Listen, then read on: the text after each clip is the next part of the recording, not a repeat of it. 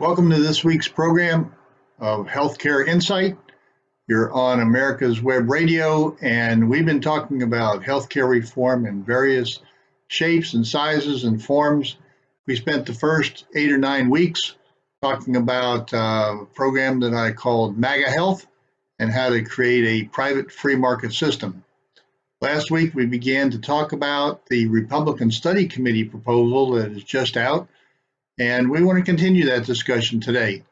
First thing I really want to do today is talk about who is this Republican Study Committee and who's involved in it, what do they do, how much influence they might have, and then talk about what their program really is and do some questions and answers. So I think we're going to have an exciting hour here to talk through these issues. I hope you've been listening.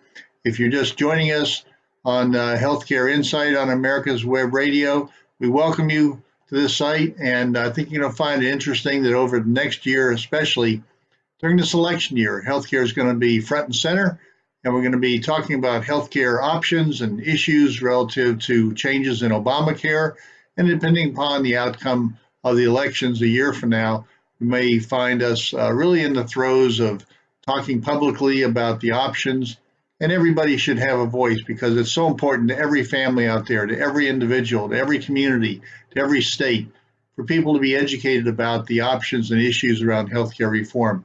That's what we're going to be talking about throughout this next few weeks. And so let's just dive into the Republican Study Committee and talk about what is really going on here and what they're trying to do and what they're trying to propose. I think that the real issue around the Republican Study Committee, and I've got a copy in front of me, I'm going to be reading from some of it and talking about some of the ideas that they put out. But I think one of the real issues here is that the Obamacare, or the Affordable Care Act of 2010, as it's known, really is in need of change. That it is in what I've called in previous sessions an actuarial death spiral. It's not really helped the people it was intended to help. And the Republican Study Committee is really taking a look at it and offering up some good ideas. Not all the things that I would like, not all the things I would like to address. It's at this point, the main focus is on individual health insurance. And what we've talked about in previous sessions is the real need is both individual health insurance and the small group market, the under 50 employer market, where most of the working poor are uninsured. That's the real problem and issue. But the basic philosophy and the basic tenet of what the Republican Study Committee has put together is the idea that Obamacare needs to be changed, there needs to be revisions, and the ACA basically has made the situation dramatically worse. It increased costs, it reduced the quality of care, and the number of choices in the healthcare market are just much more limited than they really need to be. It's really a crisis that's continuing to grow because what Obamacare has done is it's had more patients lose their preferred doctors. They're in more limited networks. They can't go to the hospitals that they want. They can't go to the doctors they want. They can't get the treatments they want. And the deductibles, the cost-sharing features of the plans that are available under Obamacare have been very high. And the Republican Study Committee, the RSC, is a short term I'll use throughout this rather than repeating Republican Study Committee every time. The RSC recognizes that Congress has an obligation to fix the mess that's out there, that nobody else is going to fix it, and there has to be some approach, and the Republican Study Committee really is the largest caucus of conservatives and the group known as the intellectual arsenal of the conservative movement in the House of Representatives, the U.S. House of Representatives. And they want to offer up a bold, thoughtful solution to ensure Americans have access to personalized health care, the quality of care they deserve, and they believe that the cost-effective health insurance can and should be available to all Americans, including those with pre-existing conditions. So the good part, the good message of all this, is that the Republican Study Committee, that intellectual arsenal, if you will, of the Republican Party, that's looking at the healthcare issues, that is focusing on it, really is focusing on what I consider to be the key issue that Democrats have always had an advantage over Republicans. And that's clearly addressing, clearly promising, clearly designing a program that covers pre-existing conditions. After all, we all have some pre-existing conditions, whether it's something from birth that's congenital, whether it's an accident or an illness that we come upon in our lives, whether as we old, the maladies of life affect us. And so as we get older, it's harder to get insurance because we all have some pre-existing condition, whether it's pre-diabetes, whether it's a heart condition, whether it's something else that in the old days, pre-Obamacare, the insurance companies would say, we're not going to cover you because you've got that situation in your life. That's not good. That's not fair. And there ought to be a solution to it. Democrats have always been at the forefront of offering up those solutions. Republicans have lagged and only are now really focusing on the issue of pre-existing conditions. So the question is, can they put together a program? Can they put together a concept? Can they ultimately pass legislation that would in fact cover pre-existing conditions and protect people the way they want to protect? So the goal of the Republican Study Committee is a thriving healthcare market that promotes individual choice, quality care, and affordable options. Those are the things that are stated in their program and what they're trying to achieve. And I think that's very different from what the Democrats would say that they're trying to achieve. What Republicans are trying to achieve is more individual choice. Too many times in the Democratic proposal, the Affordable Care Act, it's a one size fits all. It's limited choices and options, and they wind up being more expensive choices and options, either higher premiums, higher subsidies so that the price is really borne more by the federal government and by everybody putting in more taxes, or is borne by having higher deductibles. We've seen all of that happen under Obamacare. So we've got to figure out how to change the dynamics. And for those who think, well, private free market ought to be dismissed, they're taking too much profits out of the system, they're taking too much costs, and people point to executive compensation, saying the head of United Healthcare and Blue Cross programs and Aetna, Cigna, all those companies just making too much money. They want government control. They want more government involvement. That's why you hear about Medicaid for all and single payer systems. Well, if government controlled healthcare was the answer, then we have a perfect example of that, a single payer system. It's called the VA system. And the VA healthcare system then would serve as a gold standard. That would be the model that we're really striving to implement for everybody nationally. But who hasn't heard the horror stories in the news reports about the difficulties of the VA system and how veterans were not getting the care they wanted? They were on waiting lists forever. Many of them died on waiting lists. There were falsified documents on waiting lists on who was good to get care and who was not getting care. That the bureaucrats, the faceless bureaucrats out there running the system, were rigging the system. They were changing the documentation to make them look good so they get their bonuses, but the real care for their veterans were just not getting through. Many veterans suffered, and some have lost their lives on these waiting lists as they desperately needed care but weren't able to get it through a government single payer model of the VA system. So the Republican Study Committee healthcare plan introduces reforms that can, one, achieve a vibrant market with protections for all, including those with pre-existing conditions. Two, encourage continuous coverage through true insurance portability. Three, ensure an appropriate and sustainable safety net for our most vulnerable citizens. Those are the same things, very parallel to what we put forth in MAGA Health. So I believe that the Republican Study Committee, the RSC, is putting forth some very good ideas. I don't agree with everything that they're putting out, nor would anybody else. Nobody's going to agree with everything somebody puts out. There has to be some compromise, some recognition of phasing in ideas and thoughts. And if we can do that, we might actually get something passed. Democrats seem to be able to do that. They're able to compromise around ideas that not every Democrat's going to agree with the Affordable Care Act, but they all voted for it. So we've got to figure out how we can coalesce around a common set of values and say, this can get done. It's a whole lot better than what we currently have. And let's move forward these ideas, and we'll fix some of the problems that occur down the road if we don't get it exactly right the first time out. But the general movement is towards affordability, portability, personalizing care, covering pre-existing conditions, and doing that all within a free market healthcare system. Now, the Republican Study Committee put out this report. It's available online. You can go find it under Republican Study Committee Health Reform Plans. Google it, you'll find it.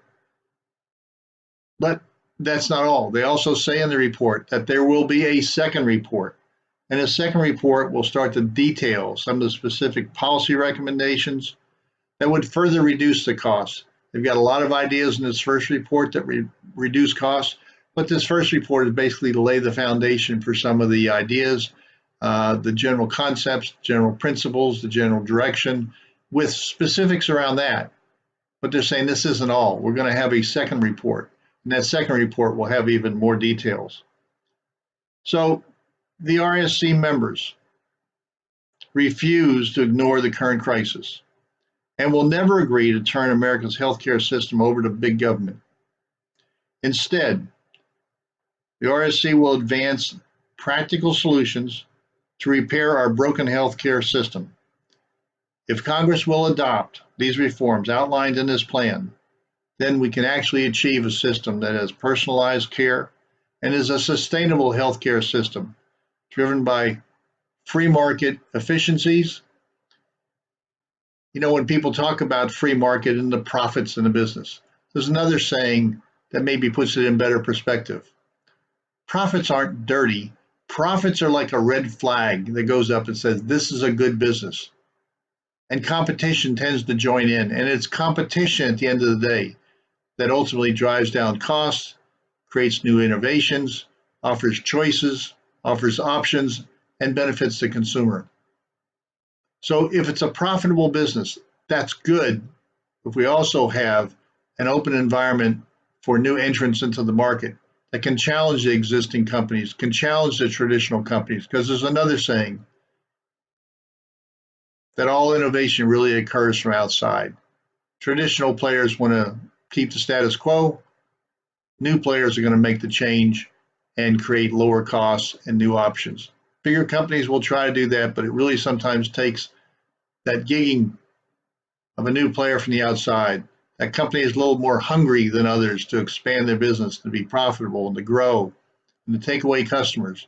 If you can't lose customers in a business, you really don't have a very competitive business. The structure and the system is such that people don't change, and therefore consumers can be taken advantage of.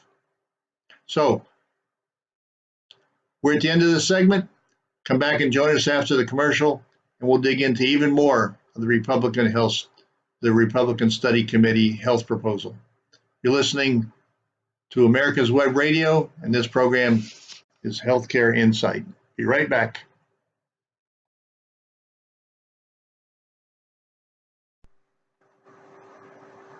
Welcome back to Healthcare Insight. I'm Ron Bachman. This is America's Web Radio.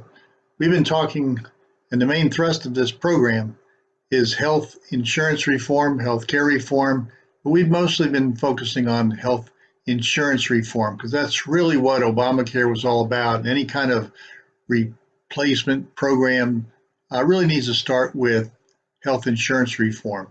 Healthcare reform is about the services you get from doctors and hospitals. Health insurance reform is about how you finance it. You have to have a good program to finance healthcare in order to actually be able to access and get the health care you need. Unfortunately, Obamacare has generated an environment where insurance companies are limiting the doctors, limiting the networks of providers, limiting the hospitals you can go to, limiting the specialty hospitals that would be part of your network and or would cost you more. So the real focus is on health insurance reform. In this particular hour, what we've been talking about is the Republican Study Committee, or a core group of Republicans, conservative Republicans, interested in free market solutions that are working in the U.S. House of Representatives to put forth a plan to cover individuals with pre-existing conditions and to change the thrust of Obamacare into a free market system and away from government controls and regulations. Not an easy thing to do.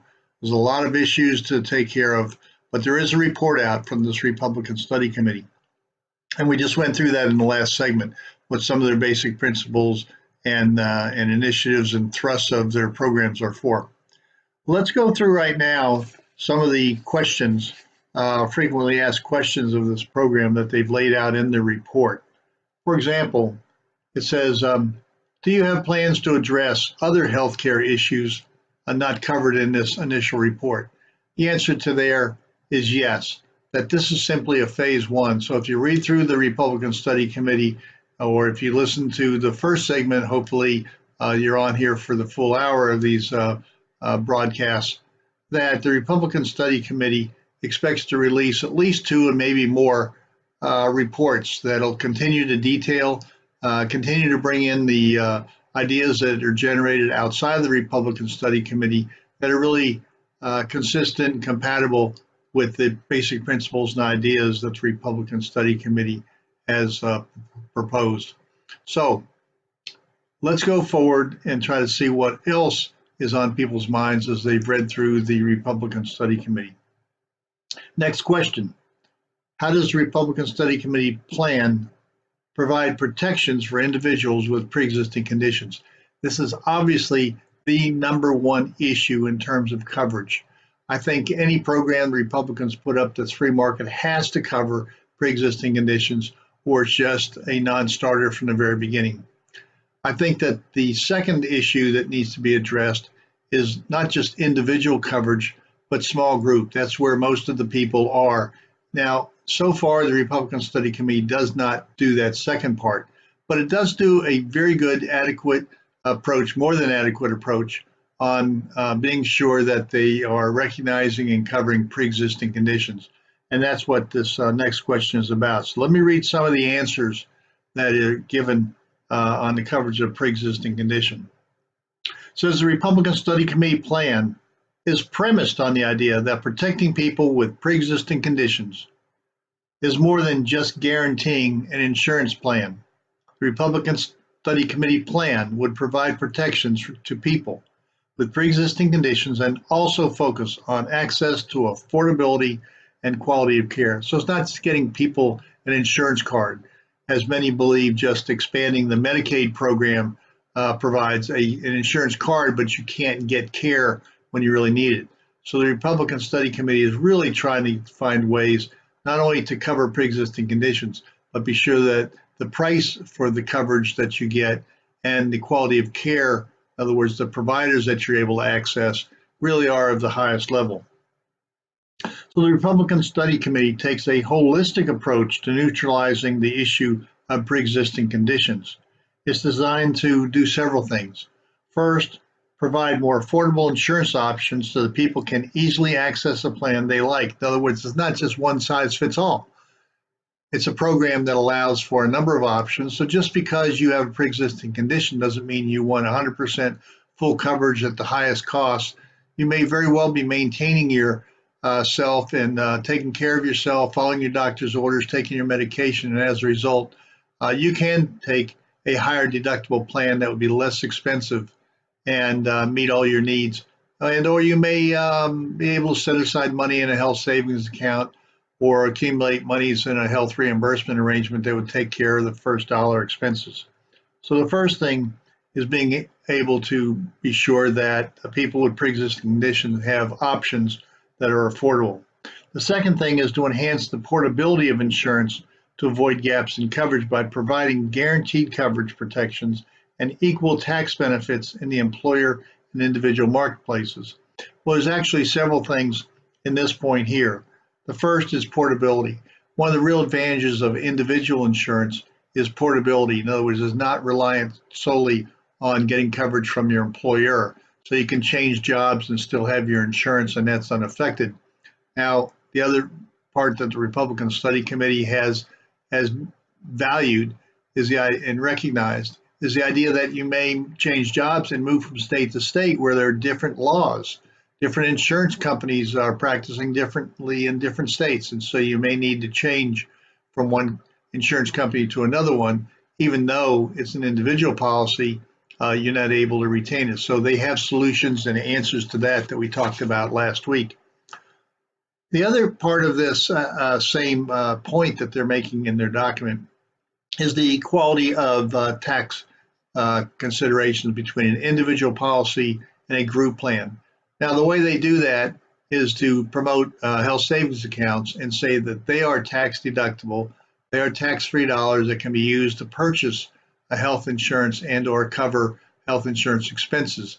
So because they are tax advantaged by basically setting up health savings accounts as an individual, you're able to pay the premiums then with tax advantage dollars that you would be able to get covered if you're in a small group as well. Now, of course, the difference is that if you're buying a purely individual policy, you don't have an employer putting money into the HSA if they have an HSA plan. And if you don't have an HSA plan, you're not getting an employer to pay a subsidized premium into the plan. So individual policies still are disadvantaged because there is no real employer subsidy involved in most cases. Now, there are some options to do that. Again, it gets a little bit more complicated where you have health reimbursement arrangements are being set up by an employer that you may be working for, and you then use those HRA dollars to go out and buy individual policies. The Republican Study Committee is also recommending that if you are in the working population, you can set up and your employer can set up an HSA plan that you can then use to go out and buy individual policies. So the emphasis of the Republican Study Committee is really around focusing the development of HSAs, tax advantages, and promotion of individual policies. They really haven't carried that over into the group plans, which I would like, of course. I've said that several times, but it does a great job of promoting the tax advantage purchase of individual policies. The third area in covering pre-existing conditions is that it provides states with federal funds and the flexibility to establish guaranteed coverage pools. Now that's like the high risk pool of the old days, but it is allowing an option for federal funding and for state variation, so it's not a one size fits all. The money can be given to states, and states can determine how they might want to use that funding, whether it's for a high risk pool, whether it's for some sort of what some would call an invisible reinsurance program. There's all sorts of different options, but again, states can decide with the flexibility being given the monies from the federal government that are otherwise going into expanded ObamaCare coverages or government subsidies under ObamaCare for the purchase of individual policies. Use those dollars more effectively and flexibly for what the states really want or need. The fourth area is to provide states with what they're calling flex grants to assist them in providing for the low income population. So it's not just the high risk or the high risk pools, but also continuing the idea that actually was built into Obamacare, and that is helping people who are low income to get some subsidies. Now, again, making some comparison to what we talked about before with MAGA Health, I would like to be assured that we're promoting a program where the employer subsidies are replacing government subsidies to the great extent possible. It does benefit employers if employees and their family members have good health insurance. So I think trying to engage employers into creating subsidized health insurance is much better than creating a program that generates federal subsidies. So there are a number of ways that will help to neutralize that pre-existing condition issue, give people more coverage when they need it, give them tax advantages to get it, and allow employers of various options to support the purchase of individual policies.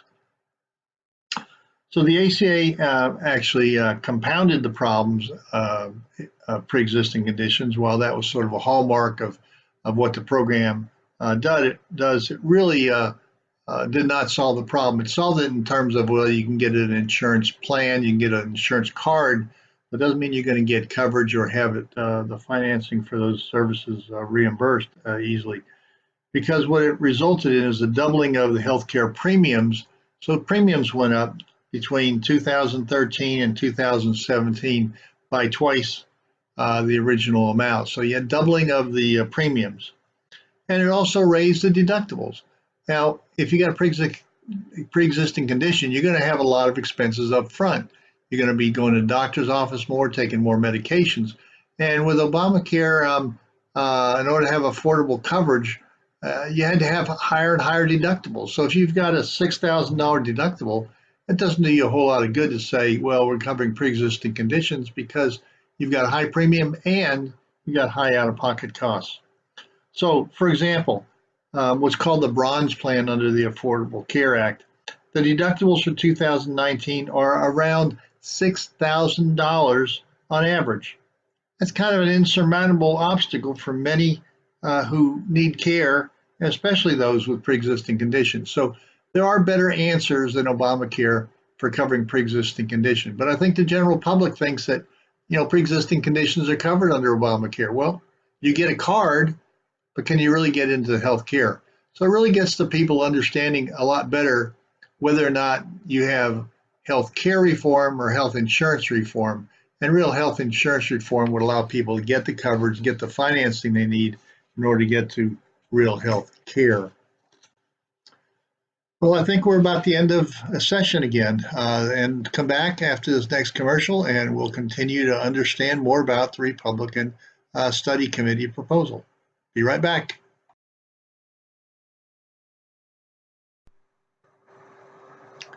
Welcome back to Healthcare Insight on America's Web Radio. We're talking about the Republican Study Committee proposal that's just out. It's open for public review, public comment. If you want to write your Congress people about it, send in some of your ideas.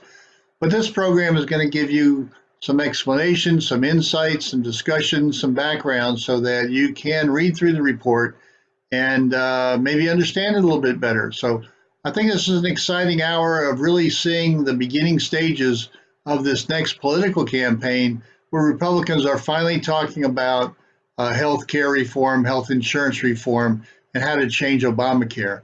If the election turns out right, Republicans are going to have to do a repeal and replace.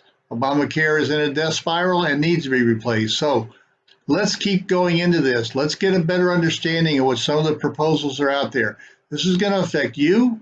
It's going to affect your lives. It's going to affect your family's lives.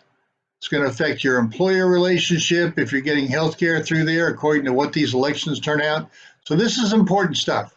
So I hope you're listening. I hope you're paying attention. I hope you want to study this, maybe listen to some of these broadcasts and podcasts that we're doing, because this is important stuff that affects everybody's life.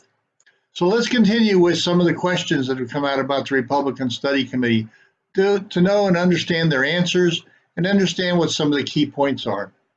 So in this process here, the next question is, under the Republican Study Committee plan, how would premiums and deductible costs be reduced? Those are the out-of-pocket costs, your premiums and your out-of-pocket expenses for medical care. How are those reduced under this program? Because if they're not, then the program is kind of useless, right? So by allowing a greater array of tailored insurance options, so in other words, it's not a one-size-fits-all. If people really want coverage, they can get coverage and they can choose their own. So if they want a higher deductible plan because they can afford underneath coverages, or they got a higher deductible plan because they're taking medications and keeping their costs down, that's up to them. It's not a one-size-fits-all, as is the case in Obamacare. 2, continuity of coverage incentives. In other words, there's an incentive for people to keep their care and coverage. It's an incentive for people to buy it at an early age and continue with their coverage with their own ownership of the plans. And 3, there's federal funding so that people who are at high risk, people who are low income, there is some federal funds to help subsidize the purchases. Also, there's a state administered guarantee benefits pool. Again, sort of like the high risk pool, but in this case, it is for people who want some coverages that are going to be subsidized and they can get the help and support that they need. And if you pull people out into that and you give them the subsidy to buy coverage and you give them the help to maintain their coverage and to help them with their care and treatment, giving them the support that they need, giving them incentives and rewards for that. You'll pull those people out of the marketplace, focus on their coverage needs and their high cost potentially for many of them, but it lowers the risk pool about everybody else remaining. So the insurance premiums for the remaining population and most of the people in the marketplace would have lower costs. It's estimated that only 1 or 2% of the population has 15 to 20% of the cost. So if we could pull those high cost claimants out, whether that's congestive heart failure, whether it's COPD, whether it's cancer, whether it's burn victims, whatever it is, pull those people out, give them the special care, subsidize that care, and the remaining pool of lives will have a much lower cost for people trying to buy insurance on their own. So it's a great way to lower the premiums. So additionally, the RSC plan would increase affordable health insurance options in the individual marketplace and thus attract a healthier pool of people to purchase health insurance. That's what we just described. You pull the high risk, high cost people out of the pool, and the remaining pool provides for much more affordable insurance plans. Federal guaranteed coverage pool funding would also assist states in providing affordable coverage to people with pre-existing conditions. So that from somebody with a pre-existing condition, it needs to be in the guaranteed coverage pool. Their costs are going to be lower because we're now going to provide some federal and or state funding to help support that. But by pulling that out, giving it some subsidies, again, it allows the remaining population to have a lower cost. But it's not just a broad-based, we'll cover anything, subsidize anything from the federal government. The Republican Study Committee plan offers what they call flex grants, which would give states funding to reduce the premiums of low-income populations and provide them with access to insurance coverage. So it's very targeted type of subsidies, high risk and low income. And if we do that properly, as opposed to Obamacare, which provided subsidies to a broad range of individuals with all sorts of incomes, higher incomes as well as lower incomes, people who are working that could get coverage through their employer. There was not a focus on getting lower insurance premiums across the board so that people could actually afford to buy coverage without a government subsidy. So the RNC plan, again, would allow for premiums to be reduced because it's going to allow for the payment of premiums with tax advantage dollars, tax-free dollars, if you will. We talked about that in several segments, that the real promotion of the Republican Study Committee is to greatly supercharge the use of health savings accounts. And again, health savings accounts are tax-free, they're triple tax advantage. You get tax advantage when you contribute money into an HSA, so that's not part of your normal taxable income. It accumulates tax-free while you have it in place and not being used. And when you do use it, it comes out of your accounts tax-free. So it's one of the best vehicles we could ever have. And it's a great way if under the Republican Study Committee, you're allowed to use HSA dollars to actually buy insurance, not just pay for health care, but actually buy the insurance. It allows for the purchase of individual policies on the same tax advantage basis as you would get if you were buying it on a group basis. So the Republican Study Committee also incorporates proposals to facilitate innovation in healthcare delivery and various insurance models. It proposes to increase direct primary care payments, expand the use of the healthcare sharing ministries, where it would allow HSAs to be used in conjunction with healthcare ministries. It has a very unusual innovation around what they call health status insurance. That is, you can buy a higher deductible plan because you're healthy, or you're maintaining your health, you're doing the right things, even if you've got a pre-existing condition or something else that would generate medical services. But you're able to keep those costs down. But you buy an insurance policy for the right in the future to, if you will, upgrade your plan, to be able to buy a more full coverage plan if you actually generate a condition that would require more hospital costs, more doctor's visits, more medications than you're currently experiencing. So there's a great flexibility there in this concept of a health status insurance. It would be relatively low cost because it's something that might or might not happen. It's something that down the road would be utilized if it's utilized at all. And so the premiums for that protection is sort of insurance for insurance, if you will, is a great idea and can be made available as part of the marketplace in the Republican Study Committee. They also allow for people between jobs, a much more effective use of limited term or limited coverage policies for people who are between jobs, maybe just starting up a business, and they want to save their capital for creating that business and making it successful so they then can buy health insurance for themselves and any employees they have as they were to grow and become much more profitable.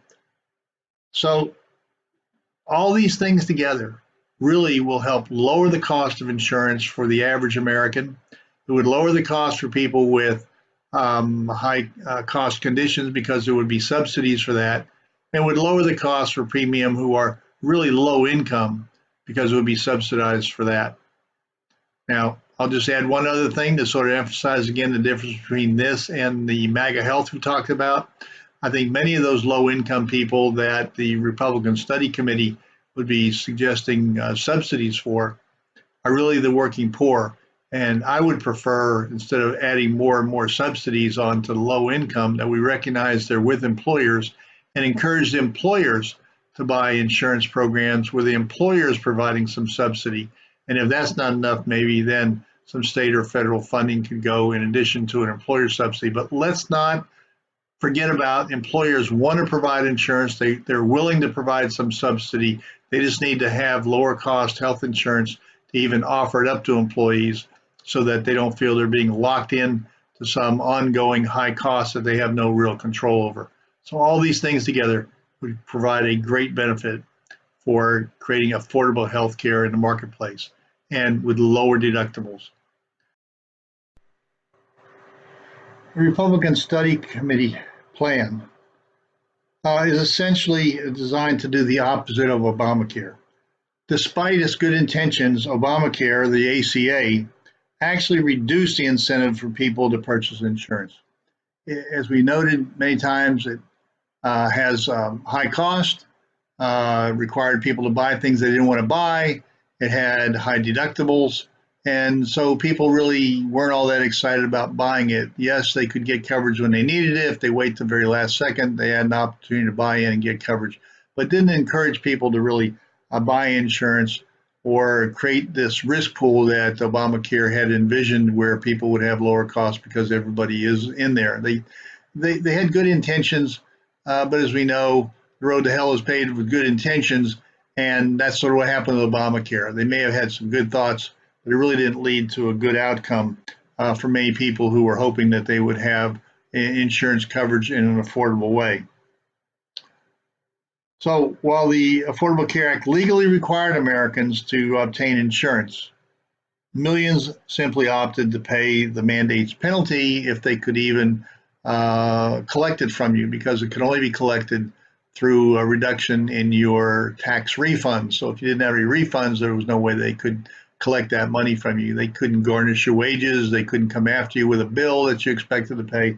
That's not the way the collection was actually set up.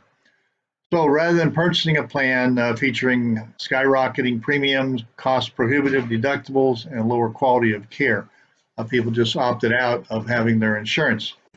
This approach of the ACA has resulted in continuing increasing costs and reduced access to health care.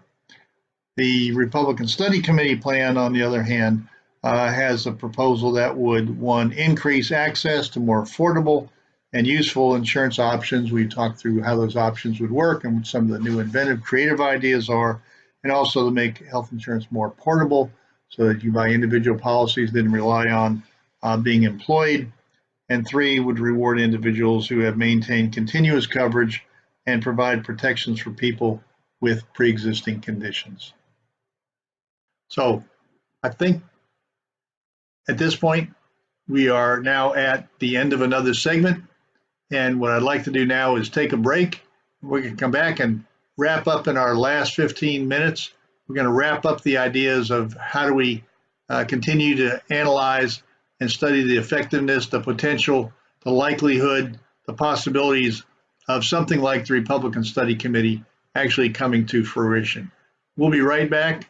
You're listening to Healthcare Insight on America's Web Radio. Welcome back to Healthcare Insight. This is Ron Bachman on America's Web Radio. Let's take this last segment and really delve into some of the additional questions that we have been talking about around the Republican Study Committee proposal for health insurance reform. Well, one question we touched on in a couple of different ways, but let's be more direct about it. Would the Republican Study Committee plan provide subsidies to help people pay for their health insurance? Well, the easy answer is yes. The more detailed answer is it would do it in a much more effective way than ObamaCare does. The Republican Study Committee plan would provide funding to states to directly subsidize the health care costs of people with pre-existing conditions and people who are low income. So it'd be very targeted, low income and the high cost or high risk, but again, done in a more effective way. ObamaCare today provides subsidies up to over 400% of the poverty level, and basically it's a way of buying votes. It's a way of providing subsidies to people who ultimately will want to vote in people who want to increase the cost to the federal government, to shift more costs to government subsidies and have less costs involved in the private sector or from the employer market. And that only creates problems, as we all know, because government subsidies then get cut off at some point, get reduced in relying on the continuity of federal government programs, which is not always a good way to place your bets if you want something as important as health insurance. So not only do they provide subsidies in these couple of areas, but the Republican Study Committee, this flex grant program that they have proposed, would give states the ability to provide low income and citizens who need access to affordable care in the best way they need. In other words, it's not a one size fits all for every state. Each state is going to be a little different. They want to structure it a little differently. And as under Obamacare, it's sort of a one size fits all. These flex grants would allow states to do it in various ways that best meet the needs of their own population. Then you have the Republican Study Committee's plan for this guaranteed coverage pool funding, which would provide states with resources to directly subsidize medical costs of individuals with pre-existing conditions. A great program if it's done right. In MAGA Health, we talked about it being the Impaired Health Support Group. I don't know that the Republican Study Committee has given us enough details to know exactly how they would provide the support. So from my perspective, it's not about just providing the coverage. It's not just about providing the subsidies, but it's providing an entire package to support people with pre-existing conditions with impaired health status so that they can be treated, they can be given the information to get good coverage, and it would be a package where we are helping the sickest among us to get better and to recover to the extent that they possibly can. So the Republican Study Committee plan would reduce the overall cost of health insurance in the individual marketplace. As I've said, reducing the price of health insurance in the individual marketplace is great.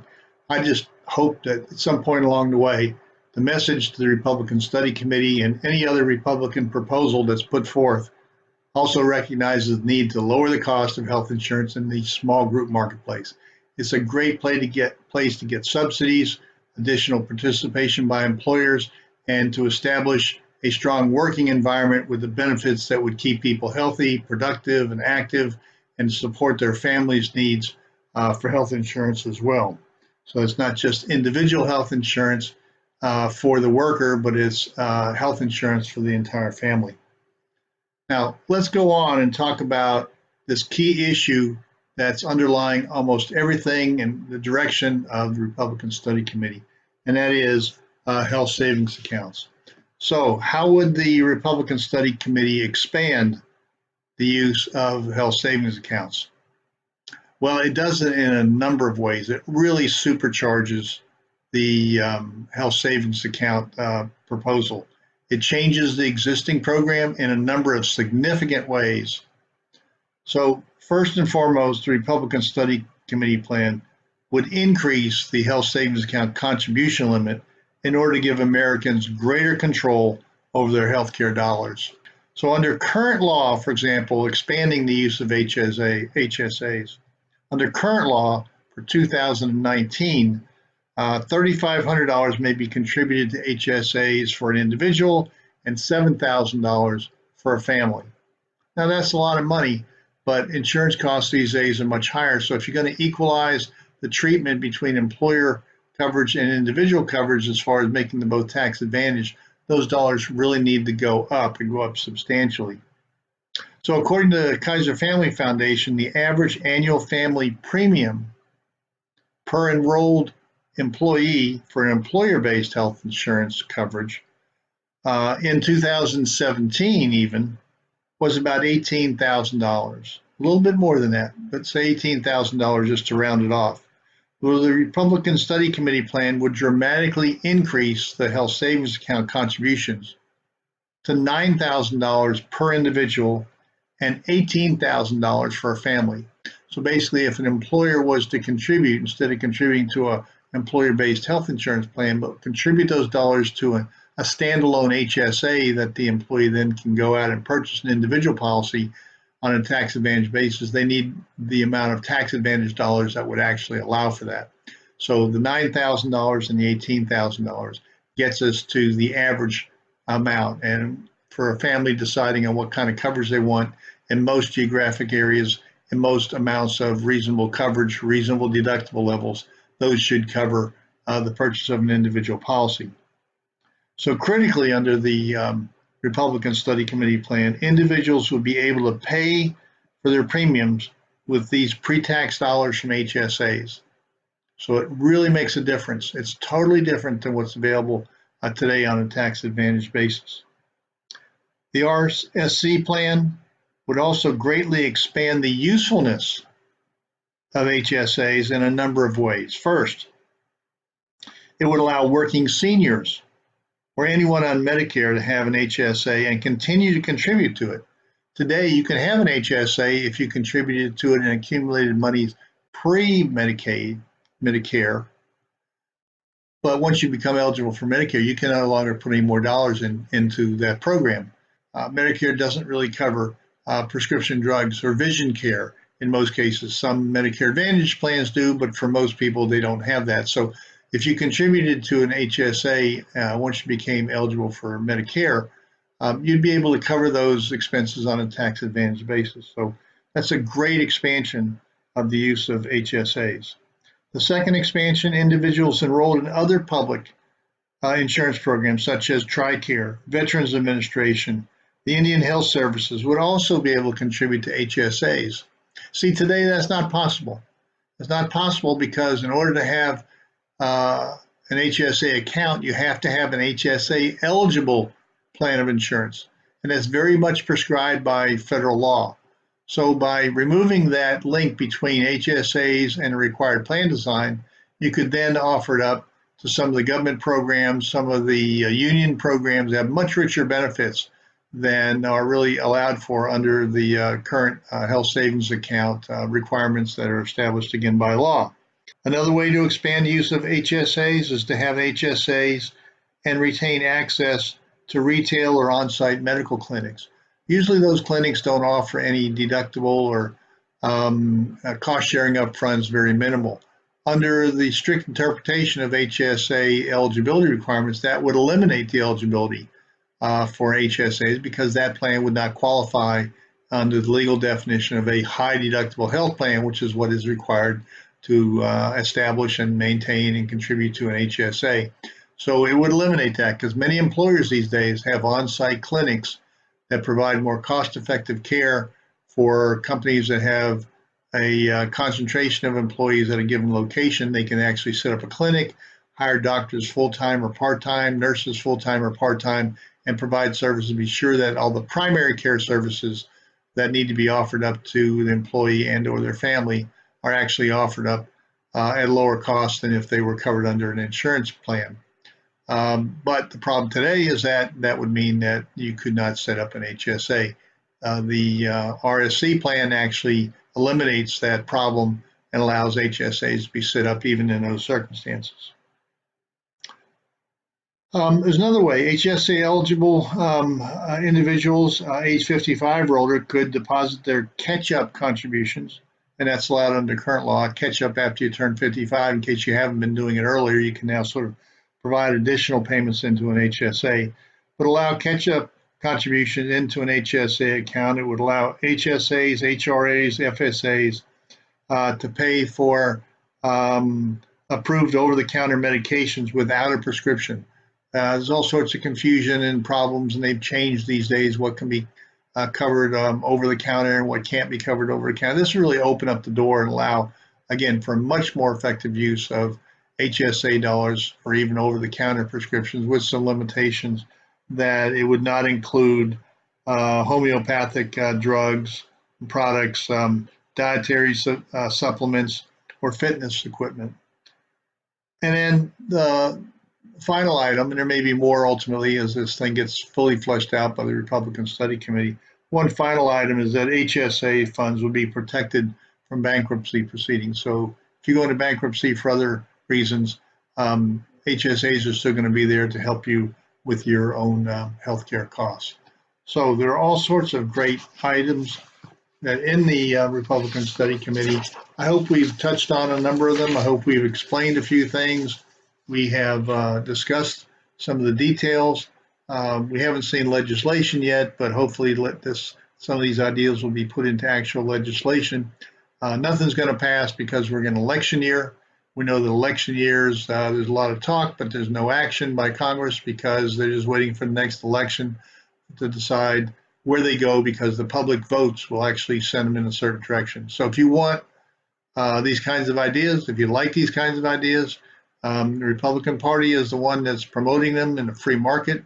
If you don't like these ideas, you want government controls, you want government financing of everything, you want to be able to go to your federally salaried doctor, like the VA system, where you might have to wait 6 months to have an appointment, where you're not the real consumer.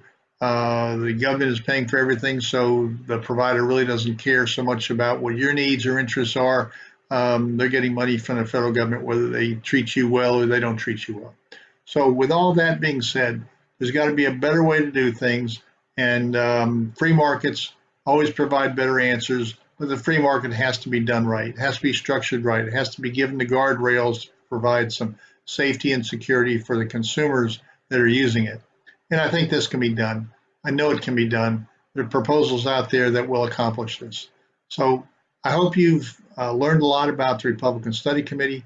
There are some other proposals on the table, and we're going to talk about those in future weeks. So I hope you stay tuned and listen in every Thursday at 11 o'clock on America's Web Radio, and we will go over and talk about all the different issues that are on the table in this important election year to decide what's going to happen with healthcare in the United States. Are 160 million people with private health insurance going to be expanded and offered more choices, more options, or are 160 million people going to lose their current health insurance and come under some government-controlled program like Medicare for All or single-payer system? Well, you know where I stand. I hope some of this gives you some insight and information on how to be sure that your voice is heard with your elected officials, with your op-eds you write, with articles you may write, with talking to your neighbors and friends about which direction you hope we go in terms of providing health care and for you and your family members. Join us next week on America's Web Radio. This is Ron Bachman signing off for this week on the program that you've been listening to is Healthcare Insight.